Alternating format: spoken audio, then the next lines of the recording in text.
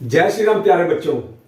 आज आपके लिए हम लेकर के आए हैं क्वाड्रिलेटरल, जो क्लास 5th, 6th और 7th के लिए बहुत ही उपयोगी है। और इसको अभी हम बहुत ही सरल भाषा में आपको समझा रहे हैं। आप लोग थोड़ा बहुत जानते भी होंगे, लेकिन आज हम आपके पूरे डाउट इसके क्लियर कर देंगे। क्वाड्रिलेटरल क्या होता है? क्वाड्रिलेटरल एक पॉलीगन है। पॉलीगन क्या होता है ये तो जानते होंगे आप। ये एक लाइन सेगमेंट से बना हुआ क्लोज फिगर होता है। और जो हमारा क्वाड्रिलेटरल है ये फोर साइडेड पॉलीगन है, जिसमें 4 साइड्स होती हैं। साइड्स क्या होती हैं वो तो आपको मालूम होगा। कोई भी फिगर की जो दो लाइन सेगमेंट्स आपस में मिलते हैं तो वो साइड्स कहलाते हैं। जैसे क्लोज फिगर है, जैसे हमारा ये आपका क्लोज फिगर है, इसमें एक ये साइड हो गई, एक ये साइड हो गई, एक ये और एक ये, 4 साइड्स होती हैं। ठीक है। अब इसके अंदर हमारे जो 4 साइड्स हैं कौन कौन सी हैं? पी क्यू, पहली हो गई पी क्यू, फिर क्यू आर, फिर आर एस और एक S P.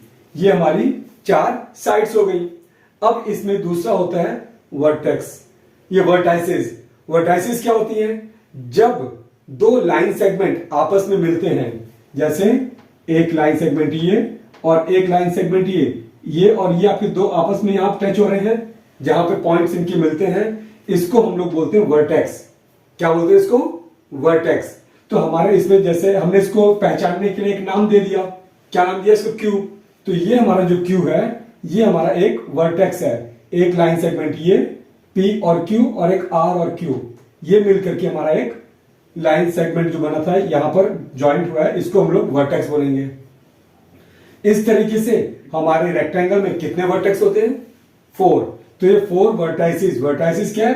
Plural of vertex. Vertex के प्लूरल को हम लोग वर्टाइसिस बोलेंगे। तो वर्टाइसिस कितनी हो गई? 1 2 3 4। समझ में आ गया कैसे? जो भी 2 लाइन आपस में मिलेंगी जहां पर भी, उस कॉर्नर को हम लोग वर्टेक्स बोलते हैं। ठीक है। तो कौन कौन से हो गए? पी क्यू आर और एस, 4 वर्टाइसिस हो गई और 4 साइड्स हो गए। दोनों चीज क्लियर हो गई। चलिए अब आते हैं तीसरा। इसमें हमारे एंगल्स, कितने एंगल्स हैं? 4 एंगल्स भी होते हैं। एंगल्स कैसे बनते हैं? सेम, जब हमारा वर्टेक्स होता है, 2 लाइन सेगमेंट जब जुड़ती हैं तो ये जो पॉइंट है ये हमारा क्या हुआ? वर्टेक्स। लेकिन यहां से जो ये पोर्शन हमारा अंदर का पोर्शन है, ये चीज यहां पर हमारा एंगल बनता है। क्या बनता है? यहां पर एंगल बनता है। तो इस पोर्शन को लोग एंगल बोलते हैं। अब यहां पर हमने मान लो कुछ नाम दिया पी क्यू और आर, ये हमारा एंगल बन गया। कौन सा? P Q R. इसको हम एंगल पी क्यू आर बोल सकते हैं या आर क्यू पी भी बोल सकते हैं, कोई जरूरी नहीं है। लेकिन क्यू आर पी नहीं बोल सकते, ना क्यू पी आर। क्यों? क्योंकि जो हमारा वर्टेक्स होता है, ध्यान रखना, वर्टेक्स को हमेशा हमको सेंटर में रखना पड़ता है। इसके बाद वर्टेक्स को हमको सेंटर में रखना पड़ता है। इसके बाद आप इसको केवल एंगल क्यू भी बोल सकते हो, जरूरी नहीं है पी क्यू आर बोलो, लेकिन आप इसको एंगल क्यू भी बोल सकते हो। तो इस तरीके से हमारे रेक्टेंगल में 4 एंगल्स हैं। कौन कौन से हैं? ये एंगल का सिंबल है, आपको हमने पहले बताया था, ये एंगल का सिंबल है। तो इसमें हम लोग पहले स्टार्टिंग कर रहे हैं क्यू से। तो पी क्यू आर पहला एंगल हो गया, एंगल पी क्यू आर। अब हम लोग यहां से इधर जाएंगे, जो इस वर्टेक्स एक हो चुका हमारा, अब हम इस वर्टेक्स को लेंगे। तो क्यू आर एस, हमारा अगला एंगल जो बनेगा क्यू आर एस। ठीक है। इसके बाद हम यहां से स्टार्ट करेंगे, इसको लेंगे। तो अब हमारा कौन सा एंगल बनेगा? आर एस और P, angle R S P. ठीक है। इसके बाद अब हम लोग जो अगला एंगल लेंगे वो P को लेंगे। तो स्टार्टिंग यहां से करेंगे, S P Q, angle S P Q.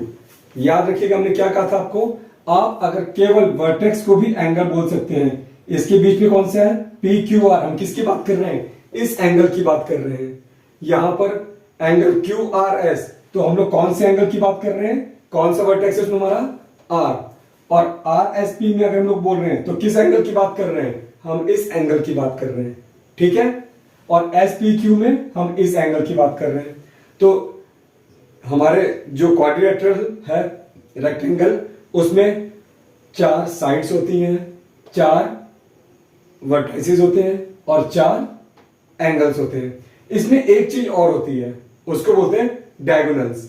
Diagonals क्या होते हैं, जो हमारे क्वाड्रिलेटरल्स हैं, इसकी जो अपोजिट वर्टेक्स होते हैं, वर्टेक्सेस होती हैं, वहां से जो लाइन सेगमेंट एक दूसरे को टच करेगी, जैसे ये हमारा एक लाइन हो गया P और R, ये हमारा डायगोनल हो गया PR, और दूसरा Q और S, ये हो गए हमारे Q और S, ये दो हमारे डायगोनल्स हो गए। ये आपके पार्ट्स भी कहलाते हैं आपके क्वाड्रिलेटरल्स के, या फिर एलिमेंट, अलग अलग बुक में अलग अलग दिया हुआ है। तो अभी हमने बात की थी किसकी, रेक्टेंगल की। आपके जितने भी क्वाड्रिलेटरल हैं सब में ऐसे ही 4 एंगल होंगे, 4 साइड्स होंगे और 2 डायगोनल्स होंगे और 4 वर्टाइसेस होंगी। अब ये क्या है, स्क्वायर, ये भी आपका एक क्वाड्रिलेटरल है। इसकी खासियत क्या है, इसकी चारों साइड सेम होती हैं और इसमें भी हमारे 4 वर्टेक्स हैं, 4 एंगल्स हैं और 4 साइड्स हैं, और डायगोनल कितने हैं, इसमें भी हमारे 2 डायगोनल हैं।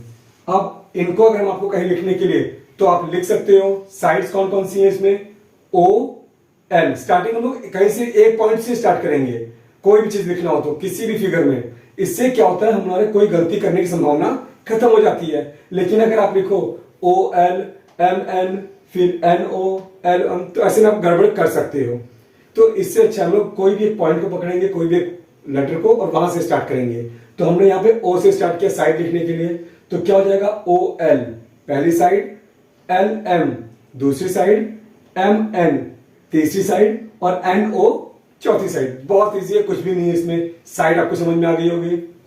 ये क्या है, स्क्वायर। अब देखिए इसके भी एंगल्स जो होते हैं वो सारे राइट एंगल्स होते हैं रेक्टेंगल्स के, और स्क्वायर में भी सारे राइट एंगल होते हैं। इसकी अपोजिट साइड्स इक्वल होती हैं, इसकी भी अपोजिट साइड्स इक्वल होती हैं।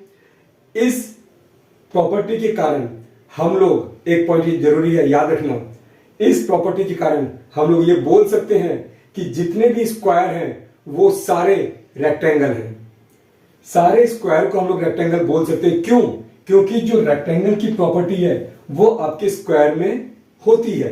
रेक्टेंगल की क्या प्रॉपर्टी होती है कि अपोजिट साइड्स इक्वल होते हैं, इसके भी अपोजिट साइड्स इक्वल है, ठीक है, ये अपोजिट साइड्स। और दूसरा क्या होता है, सारे एंगल 90 डिग्री के हैं। तो आपके स्क्वायर में भी तो सारे एंगल 90 डिग्री के हैं, तो इसीलिए हम लोग स्क्वायर को स्पेशल टाइप का रेक्टेंगल बोल सकते हैं कि all squares are a special type of rectangle. लेकिन स्क्वायर को, रेक्टेंगल को हम स्क्वायर नहीं बोल सकते।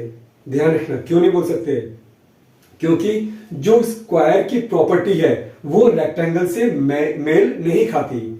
रेक्टेंगल की इससे मेल होता है, लेकिन इसकी जो प्रॉपर्टी है वो इससे मेल नहीं खाती। सबसे मेन स्क्वायर की प्रॉपर्टी क्या है, all sides are equal. All sides are equal. तो क्या रेक्टेंगल की सारी साइड्स इक्वल हैं? नहीं है ना, इसकी अपोजिट साइड्स इक्वल होती हैं। तो स्क्वायर की जो मेन प्रॉपर्टी है ऑल साइड्स आर इक्वल, वो हमारे रेक्टेंगल में नहीं है। इसीलिए रेक्टेंगल को हम लोग स्क्वायर नहीं बोल सकते, लेकिन स्क्वायर को हम लोग रेक्टेंगल बोल सकते हैं। क्लियर हो गया चीज? तो हमारा क्वाड्रिलेटरल रेक्टेंगल क्लियर हो गया और स्क्वायर ये भी क्लियर हो गया। अब अगला आता है पैरेललोग्राम। पैरेललोग्राम क्या होता है? पैरेललोग्राम में भी ध्यान रखिएगा, सेम रेक्टेंगल की प्रॉपर्टीज होती है, अपोजिट साइड्स पैरेलल होती हैं इसकी, पैरेललोग्राम की, और इक्वल होती हैं। लेकिन इसमें अपोजिट एंगल इक्वल होते हैं। ये एंगल और ये एंगल इक्वल रहेंगे, ये एंगल और ये एंगल इक्वल रहेंगे, और डायगोनल्स 2 इसमें भी रहते हैं, ठीक है। उसके बाद एक है रोम्बस। रोम्बस में क्या होता है, सेम प्रॉपर्टी स्क्वायर वाली, इसकी ऑल साइड्स इक्वल होती हैं, अपोजिट एंगल इक्वल होते हैं, और इसमें भी 2 डायगोनल्स होते हैं। तो इसमें सेम साइड्स आपको मालूम है, एंगल्स आपको मालूम है और वर्टाइसेस आपको मालूम है और डायगोनल्स आपको मालूम चल गए। तो अगर लिखने के लिए आएगा कि इनके ये पार्ट्स लिखिए, अभी हम बेसिक समझा रहे हैं आपको आपके क्वाड्रिलेटरल का, तो हमारे ख्याल से अभी सारे चारों चीजें आप आसानी से पहचान सकते हो। एक और होता है ट्रेपेजियम। ट्रेपेजियम में वो भी एक क्वाड्रिलेटरल है।